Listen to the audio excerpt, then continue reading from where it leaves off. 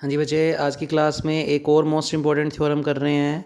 तो रोची थ्योरम बच्चे पेपर में बाय नेम पूछी जाती है, तो इसका स्टेटमेंट भी आप लोगों को याद रखना है। तो मैंने 1 सेकंड के लिए पेज होल्ड कर रखा है। आप पहले इस पूरी थ्योरम को नोट कर लीजिए और फिर मेरी वीडियोज़ में आवाज़ सुनकर आप इस पूरी थ्योरम को कवर कर सकते हैं। तो ये आप पॉज करके नोट कर ही लेंगे। इसका जो नेक्स्ट पेज रहेगा बच्चे वो ये रहेगा, तो इसको भी अच्छे से नोट कर लीजिए आप लोग। तो ये तरीका मेरे को लग रहा है थोड़ा बेटर है, जिससे आप सारी वीडियो को फिर आराम से सुन के कवर कर सकते हैं। तो इसको पहले अच्छे से पूरा पेज नोट कर लीजिए। तो बच्चे ये भी हो गया। फिर इसके साथ इसका जो दूसरा पोर्शन है वो ये है, तो इसको भी आप नोट कर लीजिए। तो ये 3 पेज की थ्योरम है, 20 मार्क्स में पेपर में पूछी जा सकती है। तो अब इसको देखते हैं बच्चे कि ये थ्योरम क्या कहती है।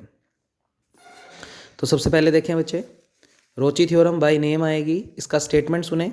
वो कह रहा है कि एफ जेड और जी जेड कोई दो एनालिटिक फंक्शन है अंदर और बाउंड्री के सभी पॉइंट्स पर, यानी कर्व सी के अंदर और बाउंड्री के सभी पॉइंट पर एफ जेड और जी जेड आपको दो फंक्शन दिए हुए हैं जो कि कैसे हैं, एनालिटिक। उसके बाद आपको दिया हुआ है कि जी जेड का mod less than equal to mod F Z on C. तो बच्चे कंटिन्यू कर रहे हैं इस स्टेटमेंट को।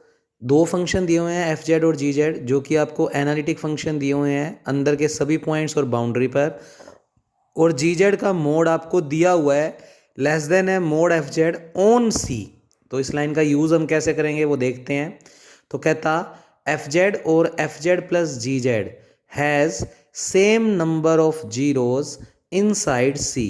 मतलब एफ जेड की जो जीरोज होंगी और जो F Z plus G Z की जीरोज होंगी वो क्वांटिटी वाइज सेम होंगी और अंदर होंगी। तो बच्चे इस थ्योरम में बेसिकली हमें दो बातें प्रूव करनी है। एक तो एफ जेड और F Z plus G Z की जो भी जीरोज होंगी वो अंदर होंगी, और एफ जेड की जीरोज मान लो n1 है और इस पूरे की जीरोज मान लो n2 है। तो हमें प्रूव करना है कि वो n1 और n2 आपस में इक्वल होंगे, क्योंकि वो कह रहा है इसकी और इसकी जीरोज क्वांटिटी वाइज सेम होंगी। सेम का मतलब अगर इसके पास 10 जीरोज निकलती हैं तो इनके पास भी 10 जीरोज ही निकलेंगी। ये हमें प्रूव करना है। तो उम्मीद करता हूँ कि आपको स्टेटमेंट समझ में आ गया होगा। तो इस थ्योरम में बेसिकली हम दो बातें प्रूव करेंगे। एक तो इन दोनों फंक्शंस की जो जीरोज हैं वो अंदर, और एक इसकी अगर 10 जीरोज हैं तो इसकी भी जीरोज 10 ही होनी चाहिए, ये प्रूव करेंगे। तो अब ये कंसेप्ट अगर इसको 10 और इसको भी 10 ही प्रूव करना है तो हम कहेंगे नहीं, इसके पास शायद 10 जीरो हैं और इसके पास शायद 20 जीरो हैं, और बाद में अगर वो 10 और 20 बाद में जाकर इक्वल हो गए तो इसका मतलब इसके पास भी 20 जीरो ना होकर 10 ही थी। तो इसका मतलब ये दोनों की क्वांटिटी क्या हो गई, इक्वल। तो यानी कहने का मतलब मैं इसकी जीरोस को n1 मान लूंगा और इसकी जीरो को n2, और बाद में मैं प्रूव कर दूंगा कि n1 और n2 आपस में इक्वल हैं। अगर वो इक्वल आ गए तो इसका मतलब इसकी जीरो और इसकी जीरो सेम है, क्वांटिटी वाइज इक्वल है, वो डिफरेंट नहीं है। तो देखते हैं कैसे प्रूव करेंगे। तो बच्चे इस थ्योरम को करने के लिए जो आपको लास्ट वीडियो में एक थ्योरम करवाई थी, एलडीआई ट्रिक बताई थी, लॉग डिफरेंशिएशन इंटीग्रेशन, उस रिजल्ट का मैं यूज़ करूँगा। उसमें याद करो कि आरएचएस में था n माइनस पी, जहाँ पर n बताता था नंबर ऑफ जीरोस को और p बताता था नंबर ऑफ पोल्स को। पर बच्चे इस क्वेश्चन में कहीं भी नहीं लिखा हुआ कि फंक्शन किन्हीं पॉइंट्स के ऊपर पोल टाइप की सिंगुलैरिटी दे रहा है। उसमें तो था कि फंक्शन में कहीं ना कहीं किसी फाइनाइट पॉइंट्स पर पोल मिल रहे हैं, तो वहाँ पर हमारे पास p आया था। पर आज इस केस में सारा फंक्शन पूरा का पूरा एनालिटिक है, तो इसका मतलब उस फॉर्मूले को जब हम बुलाएंगे तो उसमें p की वैल्यू 0 रखेंगे, क्योंकि आज वाली थ्योरम के अंदर कहीं भी पोल का जिक्र नहीं है। जब पोल का जिक्र ही नहीं है इसका मतलब पोल की वैल्यू जीरोज है। ठीक है, तो देखते हैं कैसे कुछ यूज़ करेंगे। तो सबसे पहले प्रूफ लगाया, तो आप नोट कर ही चुके हैं तो अब दिक्कत नहीं आएगी। मैं थोड़ा जूम कर देता हूँ। एफ जेड और जी जेड आपको दो कैसे फंक्शन दिए गए हैं, एनालिटिक, ये एनालिटिक लिखा हुआ है। Analytic function within and on a close curve C, और उसके अलावा ये लाइन बड़ी इंपॉर्टेंट है कि जी जेड का मोड लेस देन है mod F Z on C. तो हमने बुला लिया और इसको मार्क कर दिया इक्वेशन नंबर 1। टू प्रूफ में लिखा इसकी और इसकी जीरो जो है वो सेम होंगी और अंदर होंगी, तो पूरी लाइन टू प्रूव में लिख दी बच्चे। फिर first of all we will prove, सबसे पहले मैं इस थ्योरम के अंदर प्रूव कर रहा हूं कि इसकी जो जीरोज हैं और जो इसकी जीरोज हैं वो कर्व सी के अंदर मिलेंगी, बाहर नहीं होंगी। या बाउंड्री पर नहीं होंगी। तो एफ जेड और इसकी जीरोज इनसाइड सी ये हमें प्रूव करना है। अब प्रूव करने के लिए जो इक्वेशन 1 गिवन है उसको बुला लिया। तो जी जेड का mod less than mod F Z on C दिया हुआ है। बच्चे मोड एफ जेड से इन दोनों को डिवाइड कर दिया, कहने का मतलब पूरी इक्वेशन को मोड एफ जेड से डिवाइड कर दिया। तो इसको मोड एफ जेड से डिवाइड करेंगे तो ये आएगा, और इसको मोड एफ जेड से डिवाइड करेंगे तो कैंसिल आउट होकर कितना बन जाएगा 1, या कह दो इसको अपॉन में ले गए तो इधर 1 बन गया। ऑन सी कैसे मर्जी कर लो, आपकी मर्जी है। फिर इस पे भी मोड है, इस पे भी मोड है, तो पूरे पे मोड लगा दिया, और लेस देन 1 चल ही रहा है ऑन सी। अब बच्चे सोच के बताना एक बात कि ये दोनों चीज़ें डिवाइड होने के बाद रिजल्ट को 1 से छोटा दे रही है, तो क्या ये एफ जेड कभी जीरो हो सकता है क्या? सोचो, अगर एफ जेड जीरो हो जाए तो नीचे जीरो बनने का मतलब ये पूरी चीज़ बनेगी इन्फिनिटी, और इन्फिनिटी तो 1 से बड़ा होता है, 1 से छोटा नहीं होता। इसका मतलब ये बात तो पक्की है, एफ जेड कुछ भी हो सकता है पर जीरो नहीं है, क्योंकि जीरो होता है तो ये पूरा रिजल्ट इन्फिनिटी, और इन्फिनिटी 1 से क्या होता है बड़ा, जबकि हमें दिया हुआ है लेस देन 1। तो इसका मतलब एफ जेड पक्की बात है नॉट इक्वल टू जीरो है, और लाइन चल रही है ऑन सी। अब इस लाइन को पढ़ना सीखो कि एफ जेड जीरो के बराबर नहीं है, मतलब एफ जेड अपनी जीरो नहीं रखता ऑन सी, यानी बाउंड्री पर नहीं रखता। तो फिर इस फंक्शन की जीरो कहाँ पर मिलेगी? अंदर। जब कोई चीज़ बाउंड्री पर नहीं मिल रही, मतलब उसकी जो लास्ट हद थी उसके ऊपर उस फंक्शन का मान जीरो नहीं है, तो फिर उस फंक्शन का मान जीरो कहाँ पर होगा? अंदर। तो आप लोगों ने लिखा that means F Z has zeros inside C. इसका मतलब फंक्शन अपनी जीरो कहाँ पर रखता है? कर्व सी के अंदर। तो बच्चे एफ जेड की जीरोज तो अंदर प्रूव हो गई। अब F Z plus G Z की जीरो भी प्रूव करनी है कि वो भी अंदर ही होंगी, तो उसको प्रूव करने के लिए लिखते हैं now we will prove F Z plus G Z has zeros inside C. ये प्रूव करना है हमें। इसको प्रूव करने के लिए आपको कॉम्प्लेक्स की एक प्रॉपर्टी पता होनी चाहिए कि a प्लस बी का mod is always greater than equal to mod a minus mod b। आप a और b की कोई मर्जी वैल्यू रख कर देख लो बच्चे, अगर a और b को 0 0 लोगे तो इस केस में ये और ये इक्वल आ जाएंगे, इसलिए इक्वल का साइन है। और ऐसे ही a और b की वैल्यू चाहिए पॉजिटिव, चाहिए a पॉजिटिव b नेगेटिव, चाहिए a नेगेटिव b पॉजिटिव, कुछ मर्जी ले लेना, ये रिजल्ट हमेशा ग्रेटर देन इक्वल टू ही होगा इस रिजल्ट से। कोई मर्जी वैल्यू लेकर देख लेना आप।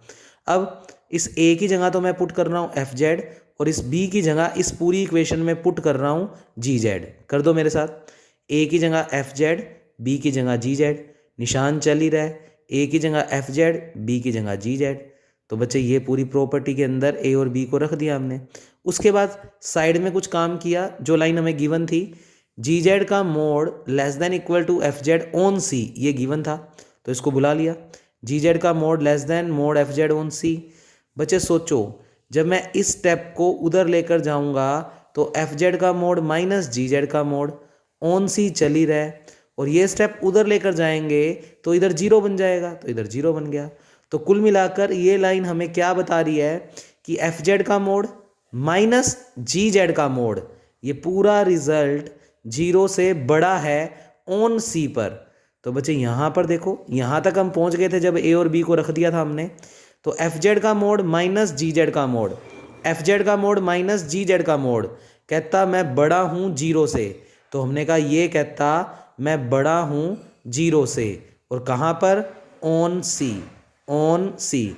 तो ये चीज़ जीरो से बड़ी है, हमने लिख दी, ये चीज़ जीरो से बड़ी है ऑन सी। अब बच्चे सारे निशाने एक जैसे हैं, तो सीधा इसका और इसका कंपैरिजन कर दिया, तो ये चीज़ कहती मैं सिर्फ बड़ा हूँ जीरो से ऑन सी, तो ये स्टेप बीच में से स्किप कर दिया। फिर ये चीज़ अगर जीरो से बड़ी है, किसी का मोड जीरो से बड़ा है, तो अंदर वाली क्वांटिटी भी जीरो से बड़ी है ऑन सी। अब अगर ये चीज़ जीरो से बड़ी है बाउंड्री पर, तो इसका मतलब ये वाला पूरा मान पॉजिटिव है, इसका मतलब वो जीरो से बड़ा है, तो इसका मतलब वो जीरो के बराबर नहीं है। तो F Z plus G Z not equal to zero on C. भाई ये पूरी चीज़ अगर 2 3 4 मतलब जीरो से बड़ी है, तो वो 2 3 4 जीरो के बराबर नहीं होते, तो ये पूरी चीज़ जीरो के बराबर नहीं है ऑन सी। अब इस लाइन का मतलब समझो, ये पूरा फंक्शन कभी भी जीरो के बराबर नहीं है ऑन सी, मतलब इस फंक्शंस की जो जीरो हैं वो बाउंड्री पर तो नहीं है, तो कहाँ पर होंगी? अंदर। तो F Z plus G Z has zeros inside C. तो पहले इस थ्योरम के अंदर हमने ये प्रूव किया कि एफ जेड की जीरोज भी अंदर है और F Z plus G Z की जीरोज भी अंदर है। अब हमें ये प्रूव करना है कि एफ जेड की जीरोज और इसकी जीरोज सेम है, इक्वल है। तो बच्चे अब इस चीज़ को अगर इक्वल प्रूव करना है तो इसकी जीरो कुछ अलग मान लो और इसकी कुछ अलग मान लो और बाद में वो दोनों चीज़ें इक्वल प्रूव कर दो। अगर वो इक्वल हो गई तो इसका मतलब इन दोनों की जीरो अलग अलग ना होकर इक्वल है, तो थ्योरम खत्म हो जाएगी। तो इसके दूसरे पार्ट को करने के लिए हम पेज बुला रहे हैं बच्चे। नोट आप पहले ही कर चुके हो तो ध्यान से देखें। तो पहले पोर्शन में आपने जीरोज को अंदर बिठाया। अब प्रूव करोगे कि एफ जेड की जीरो और F Z plus G Z वाले की जो जीरो है वो इक्वल है। तो हमने लिखा now we will prove F Z and F Z plus G Z has same number of zeros. ये हमें प्रूव करना है। अब इस चीज़ को प्रूव करने के लिए हमने क्या कंसेप्ट यूज़ किया? सबसे पहले कहा let number of zeros of F Z. जो एफ जेड की नंबर ऑफ जीरोज हैं उसको नाम दे दिया n1, यानी कुछ भी नाम अलग से दे दिया। और number of zeros of F Z plus G Z, इसको एक अलग से नाम दे दिया n2। यानी हमें प्रूव करना है इसकी जीरो और इसकी जीरो इक्वल है, पर उस चीज़ को इक्वल शो करने के लिए पहले डिफरेंट मान ली कि हमने कहा नहीं, इसके पास मान लो 10 हैं और इसके पास 20 हैं। अब हमें प्रूव करना है कि वो 10 और 20 आपस में क्या है? इक्वल। तो इसकी जीरो का नाम n1, F Z plus G Z की जीरो का नाम n2, और अब प्रूव करना है हमें n1 इक्वल टू n2। अब सोचो ये स्टेप अगर प्रूव करना है तो इससे जस्ट पहले वाला स्टेप क्या रहा होगा जब थ्योरम हमारी खत्म होने को होगी? तो ये स्टेप इधर आकर किसका हो जाएगा? माइनस का, और इक्वल टू जीरो। यानी बेसिकली अगर मैं n1 minus n2 equal to zero prove कर दूं तो फिर माइनस का n2 उधर जाकर प्लस का, तो n1 बराबर n2। और अगर n1 और n2 बराबर आ गए तो n1 किसकी जीरो थी? एफ जेड की, और n2 किसकी जीरो थी? F Z plus G Z की। और क्योंकि ये दोनों इक्वल आ गए तो इसका मतलब इन दोनों की नंबर ऑफ जीरोस क्या है? इक्वल। यही हमें प्रूव करना है।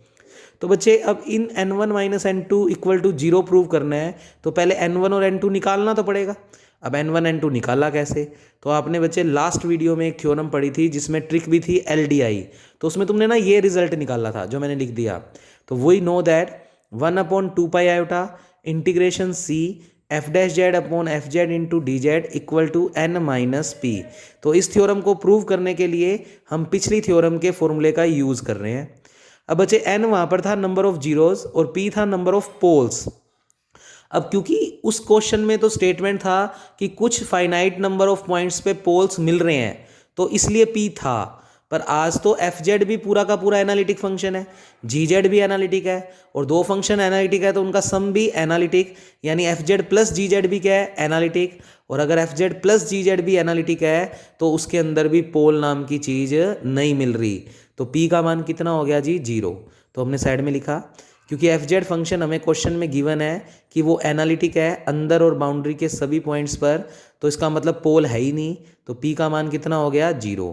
तो एक तो हमने इस फॉर्मूले में p को रख दिया 0, क्योंकि एफ जेड फंक्शन की ही बात कर रहे हैं तो LHS में कोई चेंज नहीं आएगा।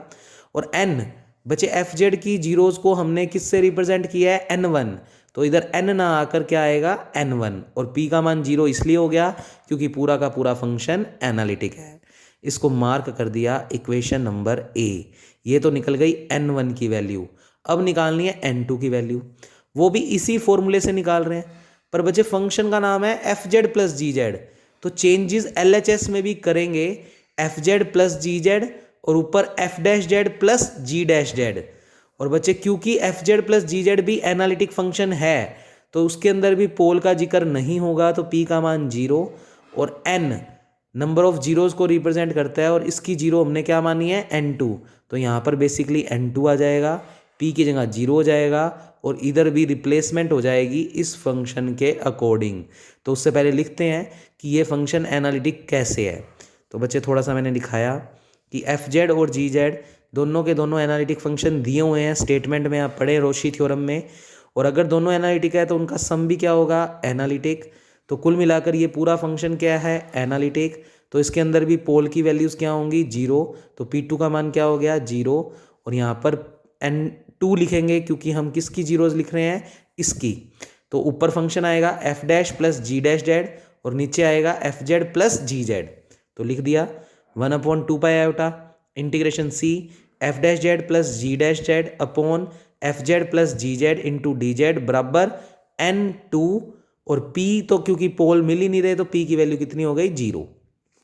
इसे मार्क कर दिया इक्वेशन नंबर बी। N1 भी निकल गया, N2 भी निकल गया। अब प्लानिंग के अकॉर्डिंग N1 माइनस N2 बराबर क्या प्रूव करना है 0, तो हमने N1 माइनस N2 को बुला लिया, N1 माइनस N2। तो बच्चे ये N1 का मान है, एज इट इज़ N1 की जगह हमने पुट कर दिया, फिर माइनस है तो हमने माइनस लगा दिया और N2 की जगह पूरा का पूरा ये N2 का वैल्यू रख दिया, तो ये रख दिया, सिंपली वैल्यू रखी है। अब इसको कैसे भी करके 0 लेकर आना है, तो देखो कैसे लाए बच्चे, पूरे में से कॉमन देखें तो 1/2 पाई आयोटा क्या आ गया कॉमन। अच्छा पहले थोड़ा सा एक स्टेप देख लो, ये स्टेप तो एज इट इज़ लिखी है हमने N1 और N2 की वैल्यू। अब ये जो जेड वेरिएबल है वो सभी में सेम ही है, तो उसको कोई लिखने की जरूरत नहीं है, लिख दो तो भी कोई फ़र्क नहीं है, पर हटा दो जिससे कैलकुलेशन थोड़ी सी ईजी हो जाए।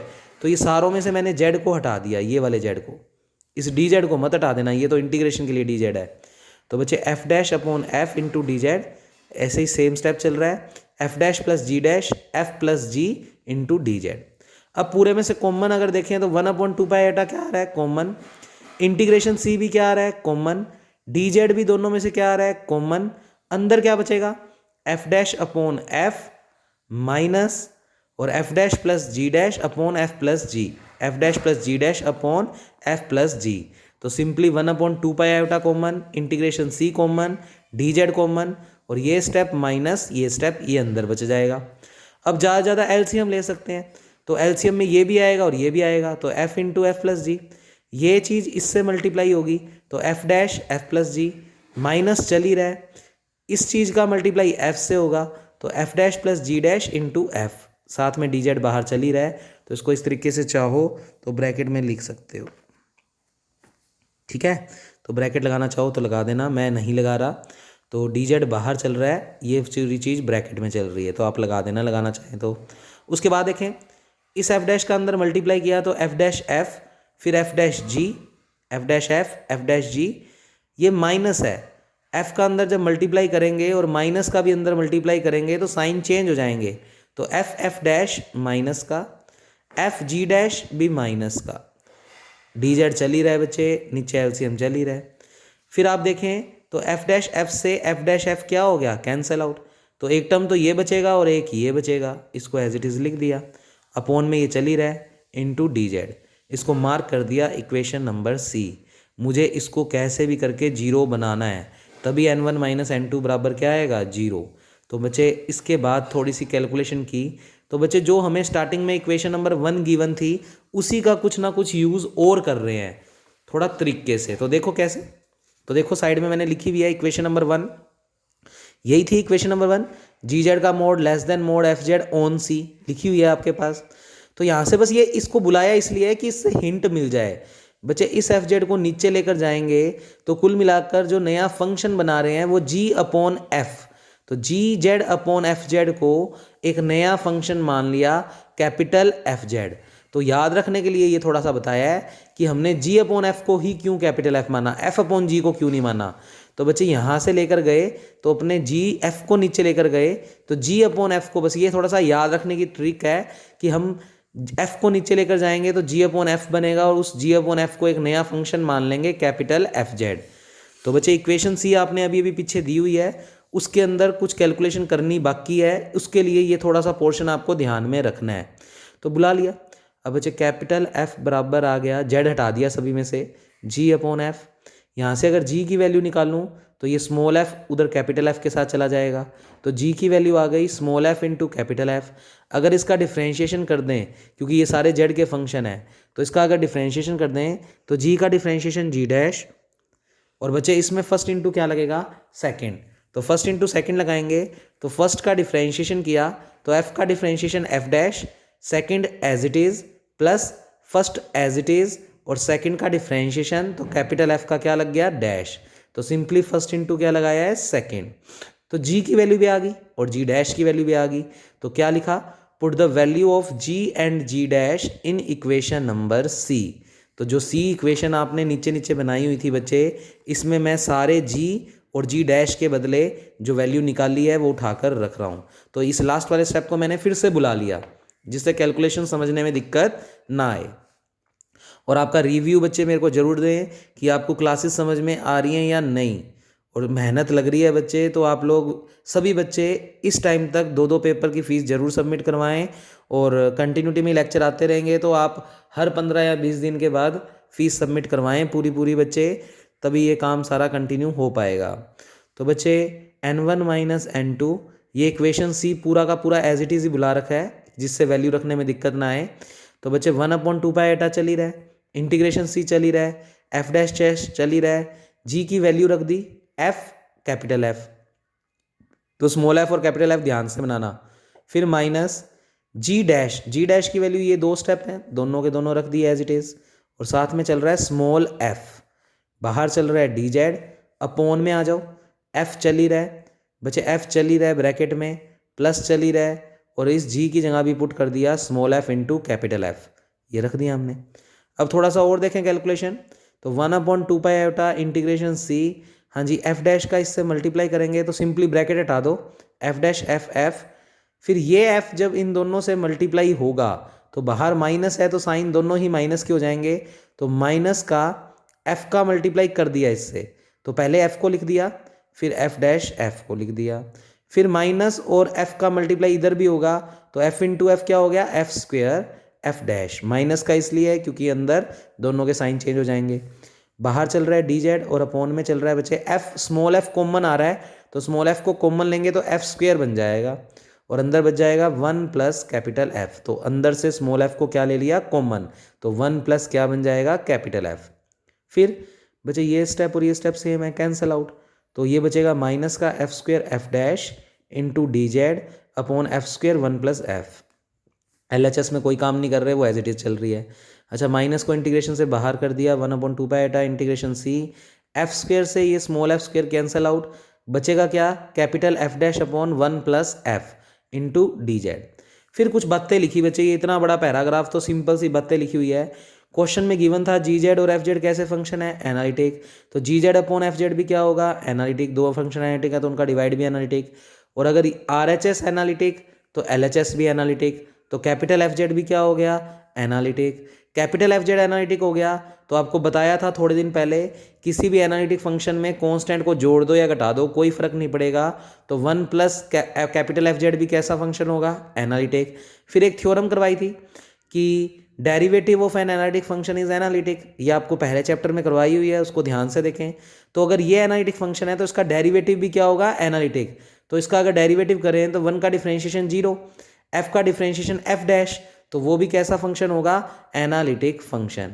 इसको वैसे ऐसे यूज़ कर रहे हैं कि ये फंक्शन अगर एनालिटिक है तो इसका डेरिवेटिव एग्जिस्ट कर रहा है, और वो जो डेरिवेटिव है वो भी एनालिटिक फंक्शन का क्या होता है एनालिटिक, किसी एनालिटिक फंक्शन का डेरिवेटिव भी क्या होता है एनालिटिक।